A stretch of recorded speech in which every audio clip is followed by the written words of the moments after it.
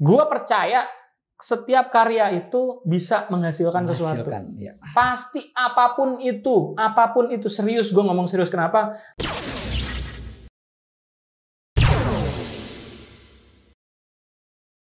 Oke, balik lagi di bincang-bincang cara kita.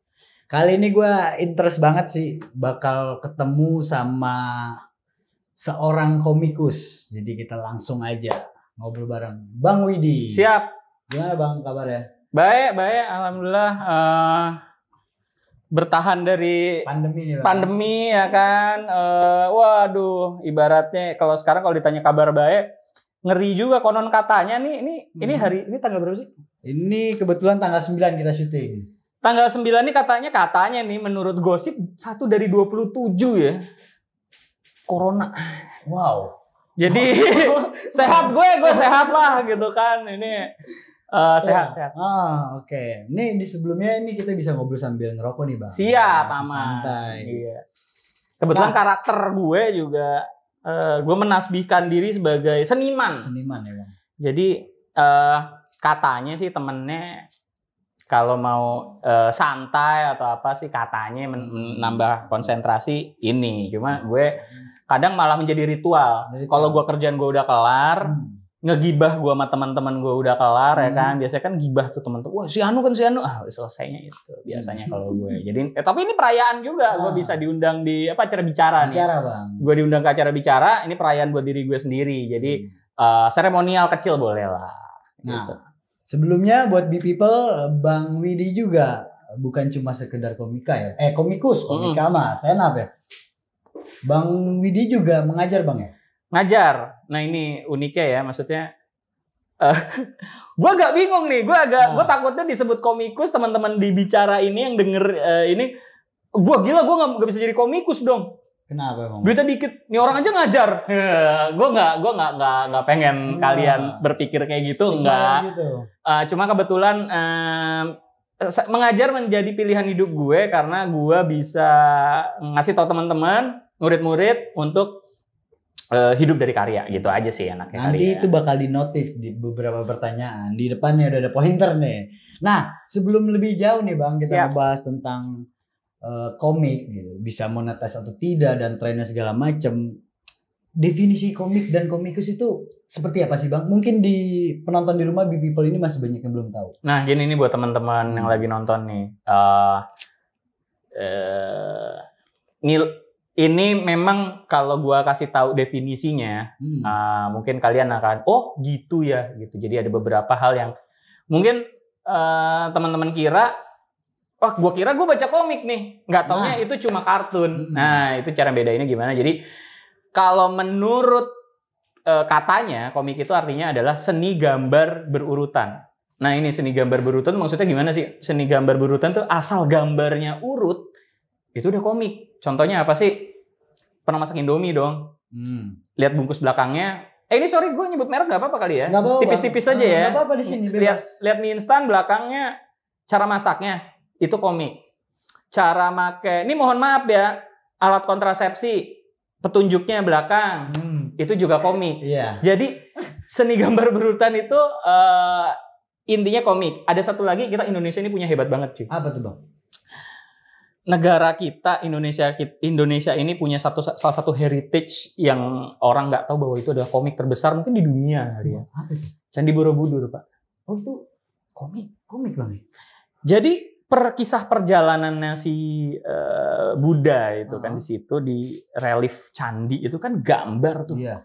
Kita ada berapa tingkat, terus paling atas apa gitu kan. Itu semua komik Pak. Wow. Gambar yang dipahat itu tuh gambarnya urut cerita. Dia bercerita Pak.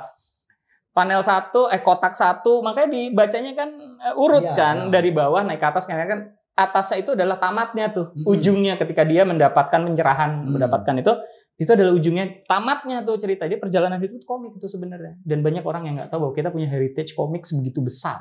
Tuh.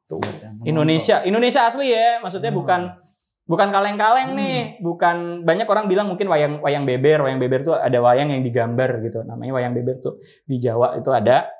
Tapi sesungguhnya budaya komik kita tuh udah lampau, seni gambar berurut tuh udah ada gitu. Pertanyaannya adalah kenapa digambar, kenapa dipahat tuh di candi. Nah ini hebatnya. Pada zaman itu mereka butuh suatu cara untuk menceritakan perjalanan itu kepada orang yang umum, yang nggak bisa baca. Mohon maaf, pada saat itu mungkin banyak orang yang buta aksara gitu. Gimana caranya? Digambar. Mau nggak mau digambar gitu. Digambar orang ngerti karena bahasa gambar adalah bahasa paling mudah dipahami bagi manusia kan, karena sifat manusia visual, memetika, meniru.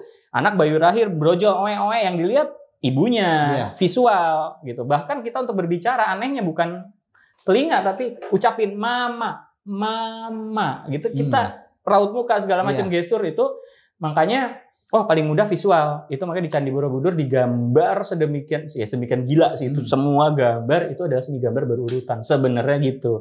Nah, pertanyaan berikutnya nih biasanya, lah kalau kartun tuh yang di koran-koran, surat kabar, gimana tuh yang cuma satu gambar, walaupun ada balon katanya, walaupun ada teksnya, walaupun ada kotaknya, ya mohon maaf, itu bukan komik gitu. Jadi intinya bukan komik. Lah itu jatuhnya apa, Bang? Itu jatuhnya kartun. Kartun. Bahasa Inggrisnya tulisannya cartoon, CARTOON.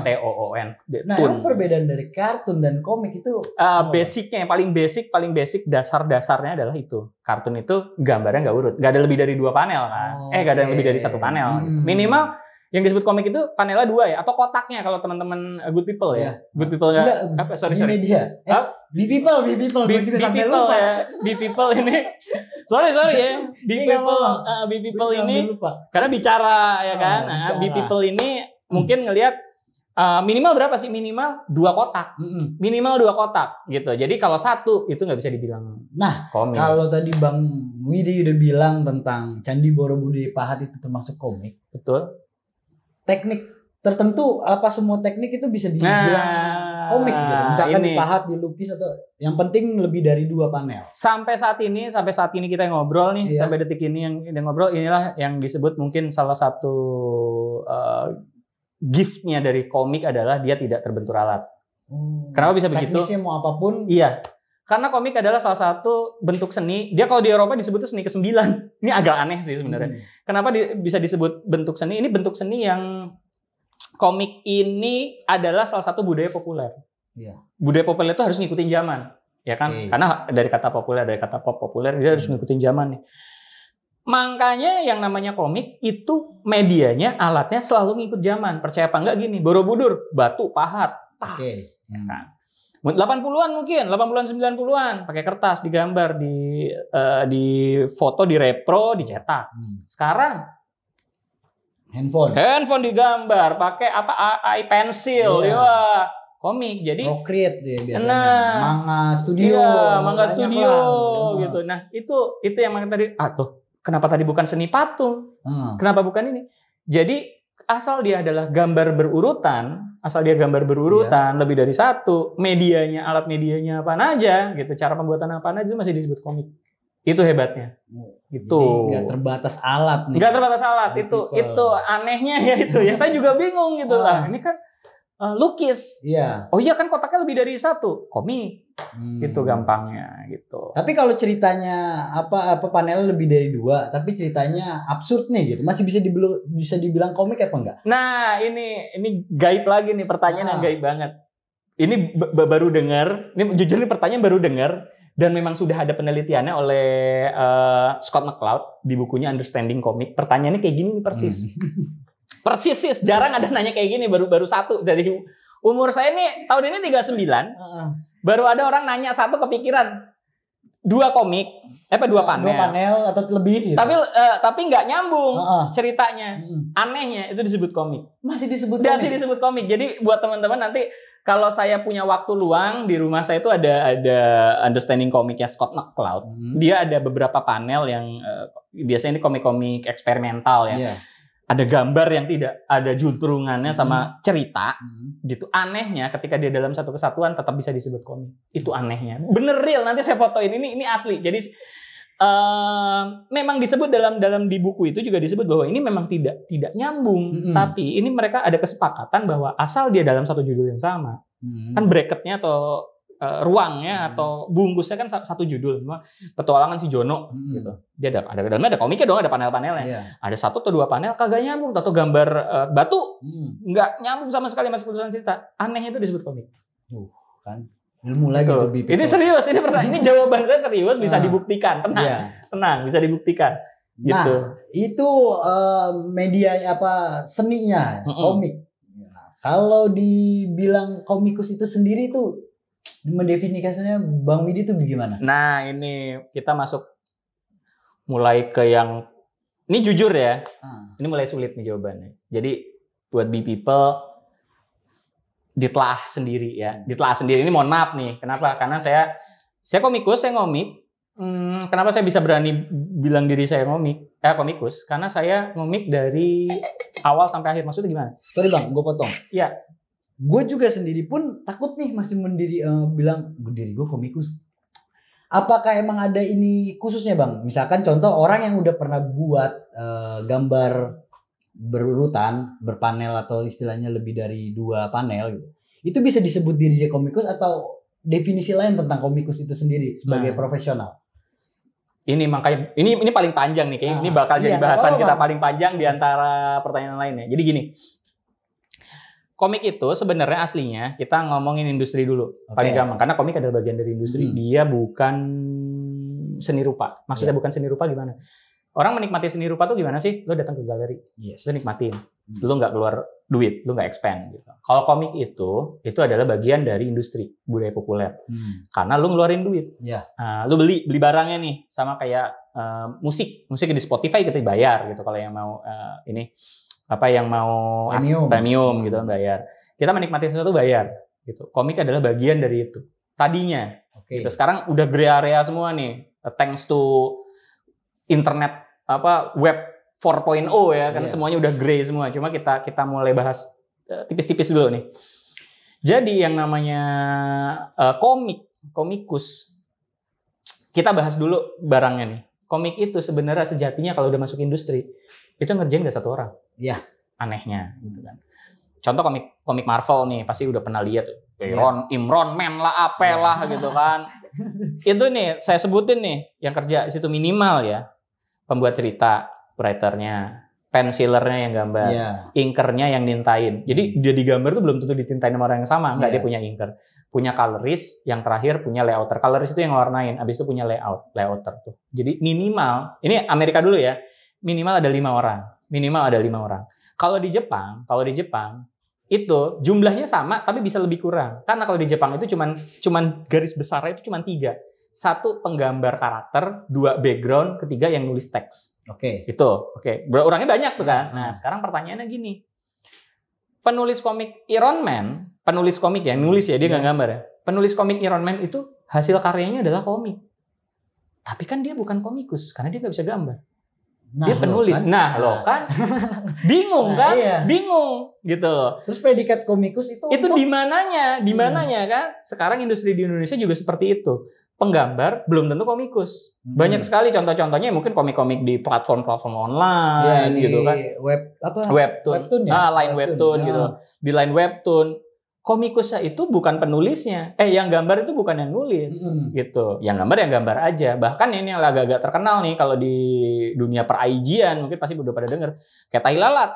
Itu timnya 5 orang. Ya kan? Mas Palik itu nulis sama jualan. Yang gambar belum tentu dia. Tapi Mas Palik bisa gambar? Awalnya memang dia menggambar, awalnya dia yang create gitu. Nah, kemudian jatuhnya gimana nih disebut komikus siapanya kan? Siapanya gitu. Nah, kalau saya pribadi ini nggak ngutip yang dari mana-mana, kalau pendapat saya komikus itu adalah orang yang bikin cerita, nggambar dia semua kalau bagi saya. Kalau bagi saya ya. Jadi yang gambar, yang bikin cerita dia semua. Jadi kalau dia cuma jadi penggambar di suatu komik, menurut saya itu namanya ilustrator. Gitu. Kalau dia yang bikin cerita ya namanya writer. Gitu. Jadi kalau yang warnain coloring ya colorist. Kalau dia yang bikin teks balon kata ya dia desainer grafis gitu. Jadi bagi saya ini agak-agak sulit gitu mendefinisikannya karena orang yang gambar belum tentu dalam seumur hidupnya dia membuat komik. Gitu. Ini menarik banget nih. Sulit gitu. Kalau sekarang ya, kalau zaman dulu tahun 80-an, 70-an 80-an ya kita kenal Hasmi pencipta Gundala ya kan, dari awal sampai dari akhir dia itu yang bikin. Ntar kita sedikit nyerempet tentang Tapi entar. Teguh Sentosa, With NS, semua komikus-komikus tuh bikin dari nulis, nggambar, ngasih teks, kadang malah yang lebih pelik lagi ya jualan ya dagang. Beliau juga gitu. Jadi yang di IG ini kan lagi banyak nih. Betul. Orang buat nge-share karya komiknya di ini. Berarti itu dia bisa disebut komikus. Kalau menurut penglihatan saya sampai saat ini, kebanyakan yang ada di IG adalah selain dia menggambar, selain dia nulis, dia ngomik juga. Jadi bisa dibilang seperti itu, kayak Tela Latsinopal, Mak Firare, Bang Gaber, itu John Bray, itu bisa disebut komikus karena dari proses dari awal sampai akhir dia sendiri gitu menurut saya pribadi. Atau jadi, mungkin awalnya dia sendiri tapi akhirnya jadi tim, itu masih bisa dibilang komikus nggak Bang? Menurut saya asal hasil awalnya dulu dia pernah ngomik. Gitu. Asal dia pernah ngomik deh gitu. Tapi ada batasannya kalau dari saya. Apa tuh? Komiknya harus industri. Harus lu dagangin. Kalau cuma ngomik buat IG, ngomik buat Facebook atau kerjaan, gua nggak bisa nyebut komikus. Tapi kalau dia udah nulis, gambar, lempar ke pasar, berani lempar ke pasar aja saya udah bisa bilang dia komikus. Nah ini kan tapi kan rancu zaman sekarang Bang. Dengan lu nge-share di sosial media pun gitu jatuhnya udah lempar ke pasar juga kan? Salah dong. Oh enggak? Kan katanya pasar. Oke. Ada yang jual dan beli dong. Oh ada transaksi. Ya kalau nggak ada transaksi ya sulit Mas. Iya siap. Bukan pasar namanya. Ya kan orang cuma baca doang itu yang makanya kenapa gua saklek di situ adalah gini, komik itu barang industri, barang yang dibeli gitu. Barang yang dibeli. Contohnya gini, oke di webtoon, gue baca webtoon gratis, tar dulu. Ada yang bayar, pakai koin kan di webtoon ada yang bayar, tar dulu. Lu tipe yang mana nih? Gitu, lu tipe yang mana? Yang bayar. Oh ya wes, karya yang lu baca yang mana? Yang bayar. Oh ini, berarti dia komikus. Karena lu udah spare uang lo, udah spare pulsa, udah spare internet, waktu buat baca itu. Tapi ketika lu cuman killing time, komiknya gratis, scroll, yang lu baca juga receh, ya mohon maaf, dia yang lu baca ya belum jadi komikus menurut gua, karena belum teruji pasar. Kenapa gua bilang belum teruji pasar? Komik itu beda sama lukisan. Kalau lukisan lu nikmatin, lu bilang bagus. Komik itu bagusnya dari mana? Kejual nggak karya lo? Berarti barometernya banyak yang menikmati atau tidak? Iya, beli tapi menikmati. Beli ada yang beli satu pun udah komikus menurut gue. Gitu. Karena ada orang yang rela spare waktu, spare uang, spare tenaga dengan keadaan yang pembaca milikin buat gua bayar sesuatu, gua pengen baca karya lo. Kalau ada klien mintain ini dia sering komikus. Itu komikus. Komikus karena kliennya bayar. Oh, begitu. Iya. Kalau gua. Enggak semua orang setuju. Gitu. Nanti langsung bales aja kayaknya di komennya. Gitu. Bales aja gitu kan. Kita bukan diskusi. Diskusi ntar gua ikut inilah maki-maki. Enggak. Bercanda. Nah, storyboard gimana tuh, Bang? Nah, ini yang menarik. Storyboard berurutan dong. Komik. Masuknya komik. Oke, ini pertanyaan lucu. Storyboard komik. Oke, kita masuk ke dunia pendidikan dulu nih. Komik ada nggak sih di dunia pendidikan? Ada. Namanya istilahnya gambar seri. Gambar seri. Ya, di pendidikan Indonesia nih kurikulum Kurtilas. Oke, sorry gue guru, jadi apa-apa gue singkat. Pasti sebel banget ya kan. Kurtilas itu kepanjangannya kurikulum 2013. Di Kurtilas ini ada yang namanya gambar seri. Gambar seri itu adalah satuan cara mengajar, cara penyampaian materi ajar. Gambar seri itu komik gitu. Jadi anak kalau diajarin gambar seri, diajarin komik. Loh kok storyboard masuknya? Storyboard itu juga ada karena gue kebetulan ngajar di multimedia di salah satu SMK di Jakarta di Blok M. SMK Purnama 1 swasta ya. Jadi gue jangan guru negeri nih. Kagak. Gua enggak sama negeri-negeri mereka. Emang kenapa sih Bang? Predikat guru kan bagus Bang. Iya, gue sekarang fair-fairan aja nih buat yang nonton ya nggak? Ya kan, guru negeri itu kurang enak apa lagi? Coba gua tanya. Tapi kemauan ayolah, bikin apa ledakan, apa kayak kegiatan gitu. Lo nikmat banget ngajarin negeri, ya kan? Udah terlalu enak, akhirnya lu lupa bikin inovasi buat murid lu sendiri. Ini sorry agak-agak melenceng ya. Corona ini blessing in disguise, serius. Kenapa gue bisa bilang blessing in disguise? Ini semua jadi 4.0 man. Iya. Sekolah yang multimedia, ini catat ya omongan gue ya. Sekolah yang ada jurusan multimedianya, sekarang pengajarannya multimedia nggak ke anak didiknya pas lagi corona kayak gini. Gue udah tahu banget nih banyak SMK yang ngakunya multimedia ngajarinnya udah aja. Gitu. Guru-gurunya berarti dong. No, waduh. Wah, problem kan. Itu gue fair-fairan, gue guru, gue tahu ya kan. Gue Jaksel 2 nih. Jadi buat yang gue Jakarta Selatan 2 nih. Jadi mohon maaf, bukannya gue arogan, enggak gitu. Gue ngelihat banyak pendidikan kita, gue nggak bilang hancur, enggak. Sedihnya adalah guru-guru malas mengajar. Ya, itu problem. Masih belum bisa ya menerapkan mungkin ya. Diuji sekarang cuy. Kenapa gue bilang diuji sekarang 2020 corona semuanya online. Iya. Mikir dong gimana caranya lu ngajar online. Ini yang gue tahu ngasih tugas-tugas doang. Katanya ngaku multimedia. Enggak, banyak banget sekolah yang kayak gitu. Itu bikin gue sedih. Gue bikin sedih banget. Kenapa? Berarti guru, murid tuh seharusnya lihat dong ke gurunya. Ini lagi corona kayak gini, lo bisa multimedia nggak? Lo bisa yang ada di bahan ajar secara multimedia bisa lo terapin nggak? Pada saat kayak gini, nyatanya berantakan, ada teriak-teriak, berarti problem tuh, gurunya punya problem, nggak bisa memanfaatkan teknologi.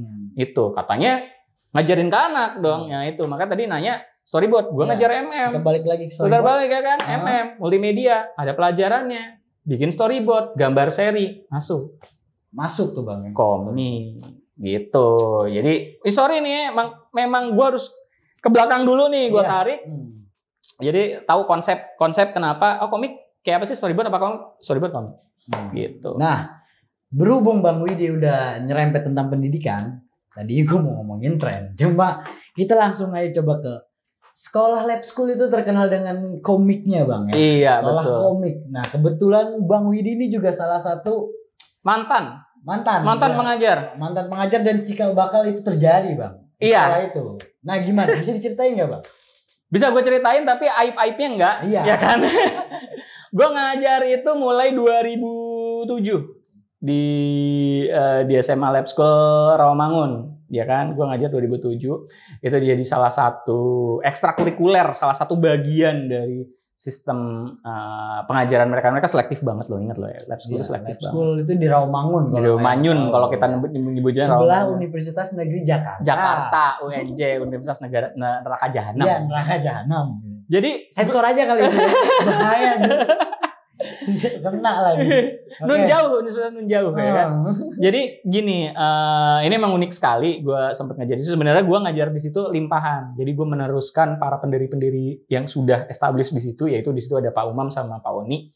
Pada saat itu mereka yang sudah mengantarkan itu menjadi bagian dari kegiatan belajar mengajar di situ. Itu jadi mata pelajaran Bang? Enggak, itu di ekskul. Oh, jadi ekskul. Jadi ekskul. Dan itu cukup berani karena ekskul pada saat itu mana berani gitu kan, ekskul ya normal ya SMA gitu. Dan gue hanya meneruskan sebenarnya. Cuma pada saat itu ada salah satu pikiran gue yang itu saat gue pertama kali ngajar. Jadi 2007 adalah momen ketika gue mengajar di sekolah gitu.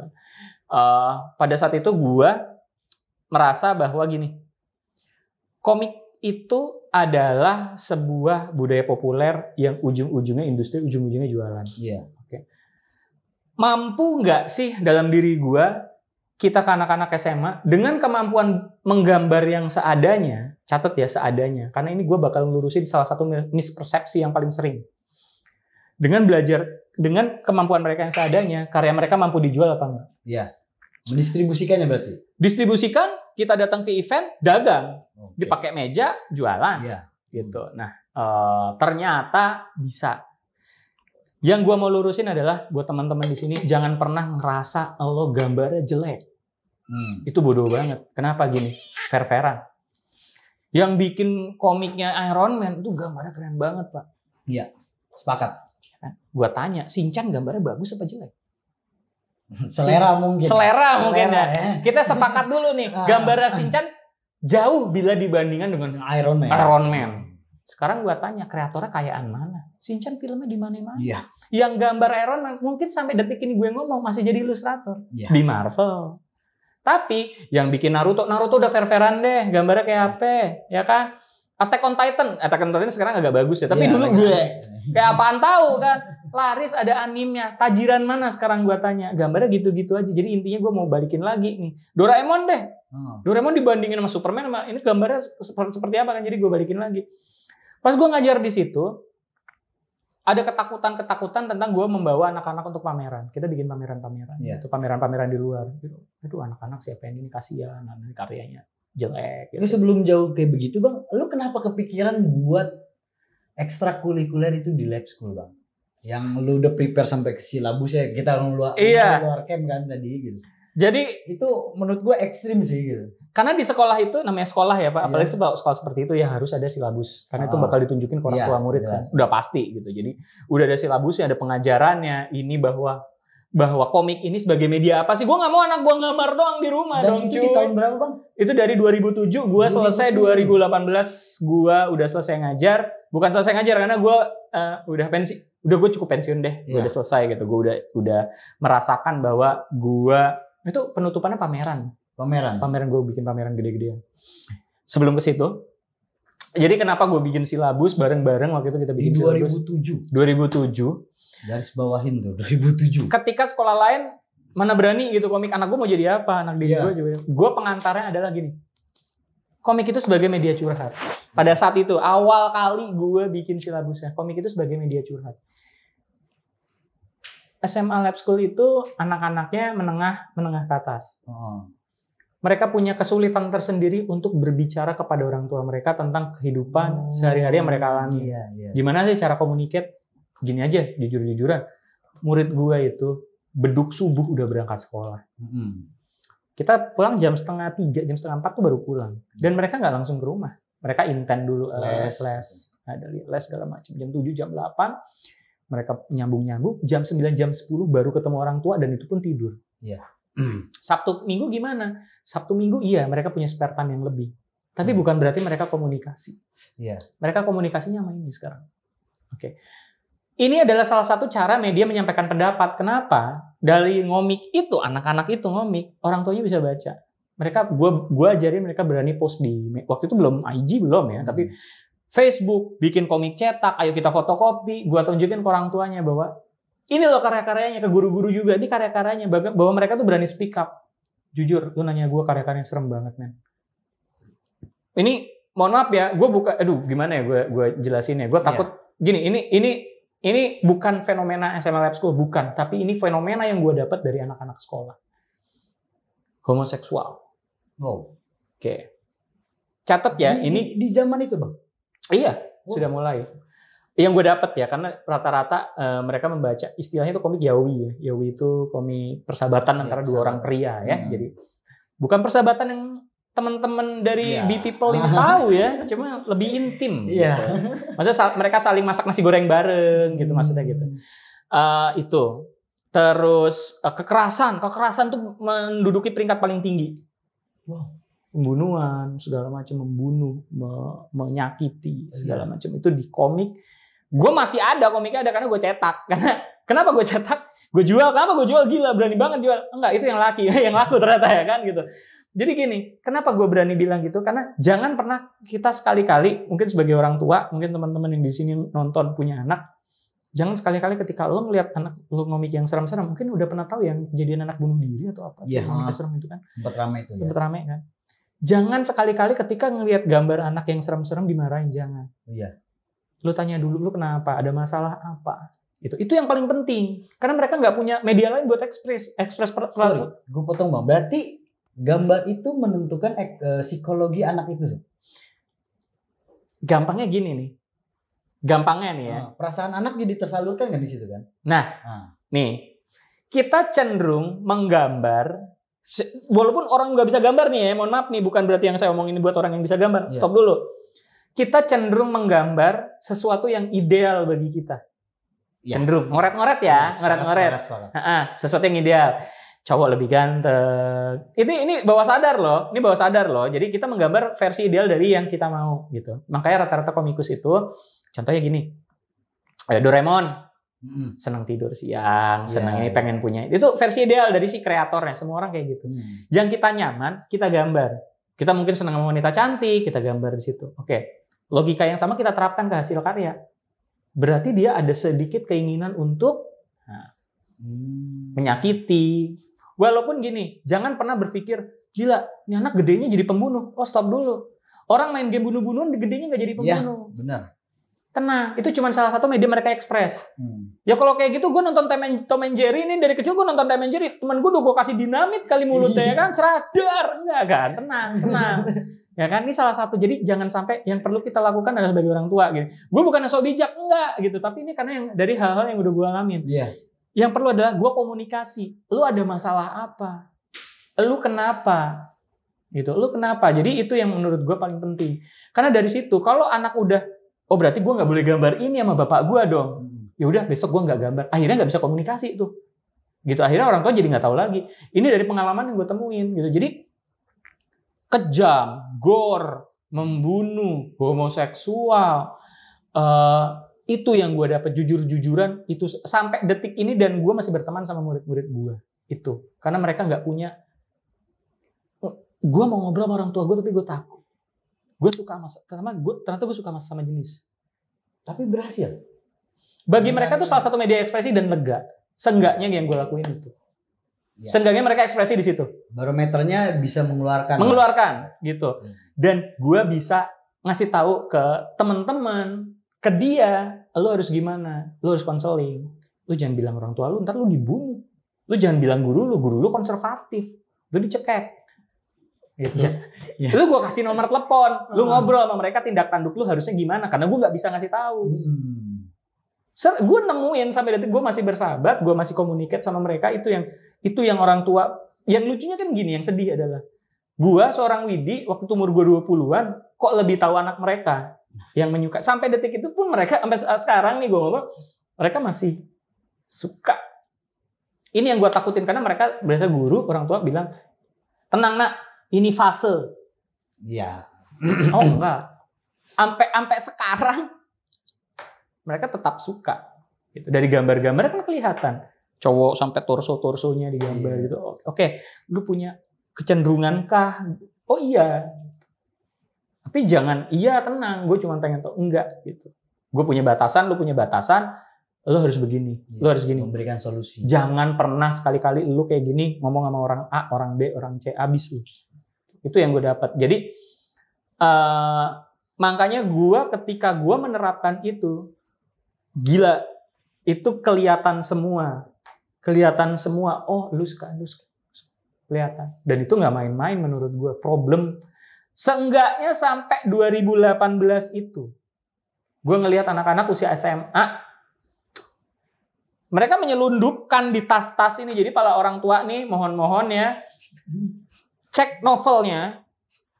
Itu Yuri atau Yaoi ya kan. Yaoi itu gay gitu kan. Novel, mereka baca novel. Di Indonesia banyak gitu. Dicari, tapi jangan dimarahin, jangan digamparin.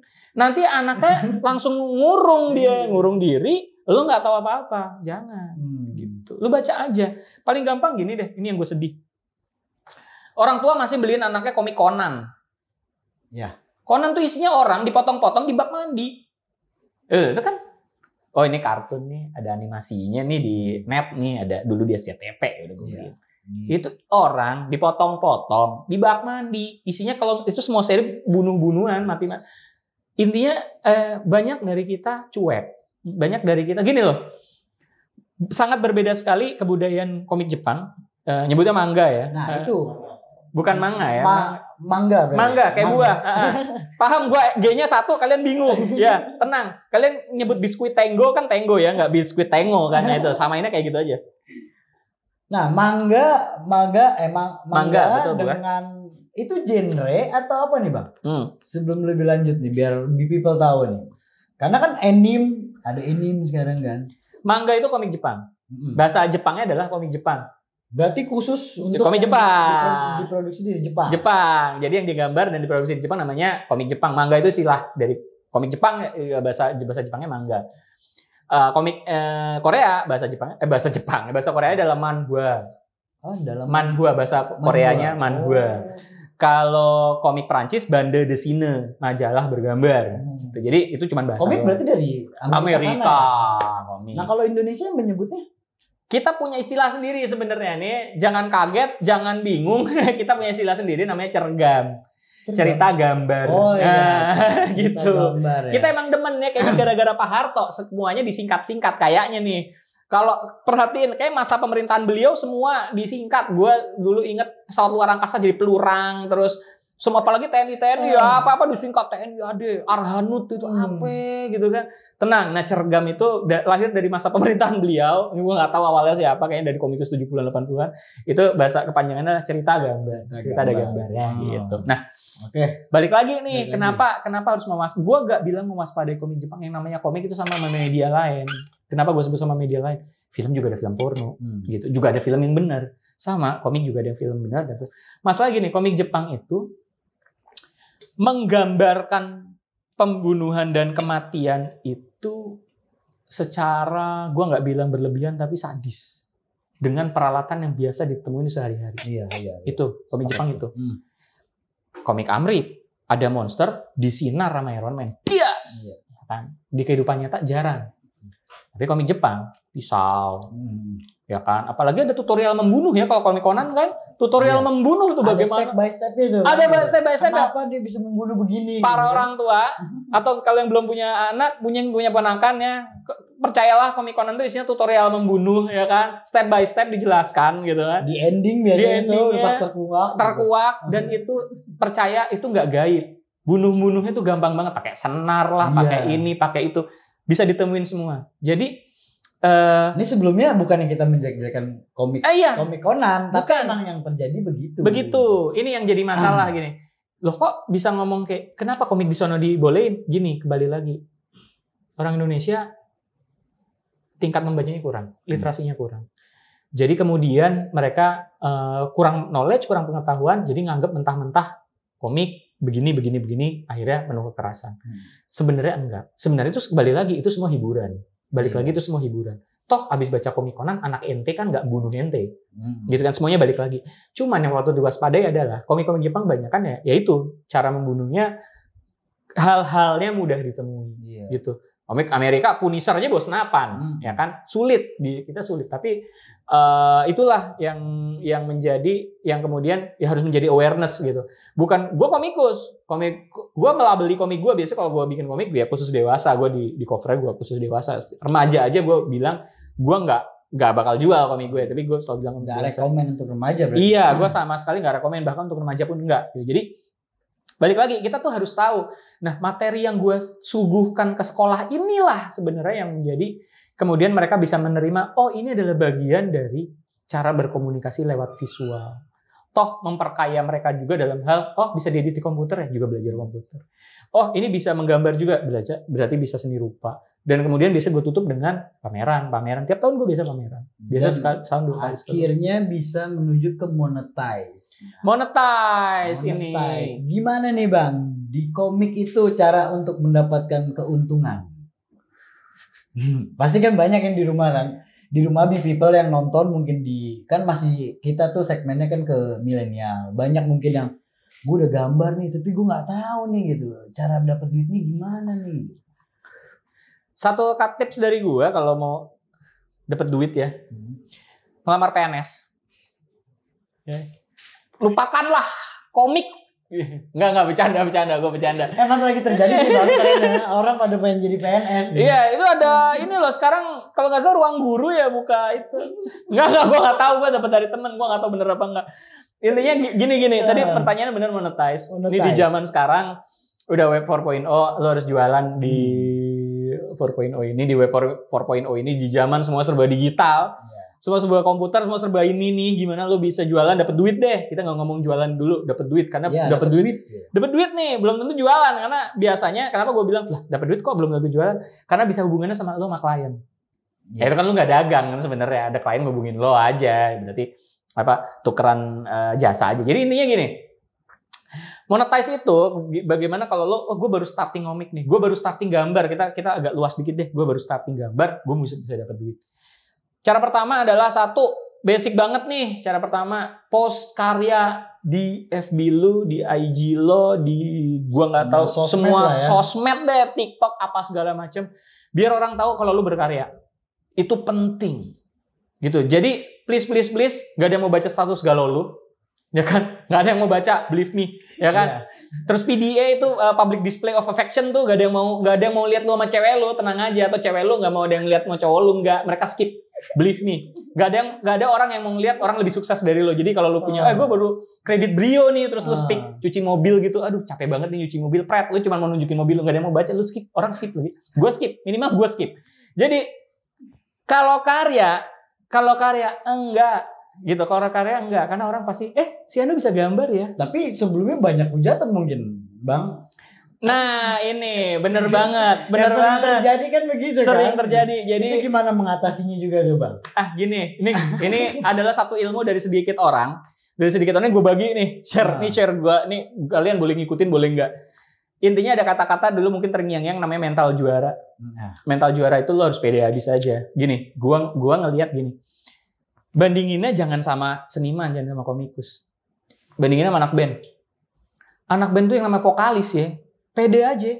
Pede, dia so ganteng aja, dia pede. Mau suaranya jelek, mau di panggung jingkrak-jingkrakan.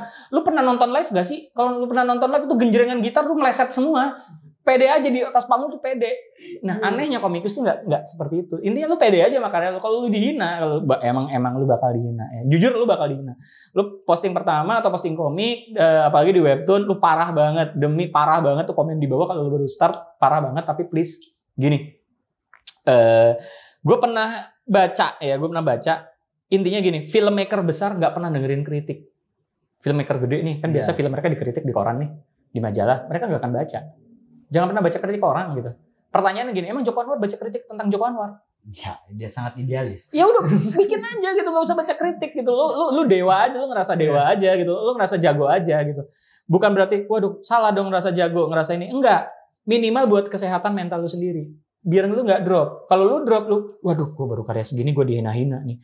Min, kok lama update-nya? Min, kok ini? Aduh, jangankan kayak gitu. Attack on Titans ini minggu kemarin habis dihina-hina karena animasinya jelek. Lu bayangin tuh perusahaan orang Jepang, isinya banyak bisa gambar semua. Dihina-hina sama netizen Indo, kurang jago apalagi. Gitu, jadi menurut gua yang kayak gitu aja dihina. Udah. Sampai One Piece juga hampir sempat bunuh diri. Iya, kan mau kita tuh. Karena tekanan yang begitu banyak, lebih cepet dong. Iya, lebih cepet dong. Macam gitu. Ya kan?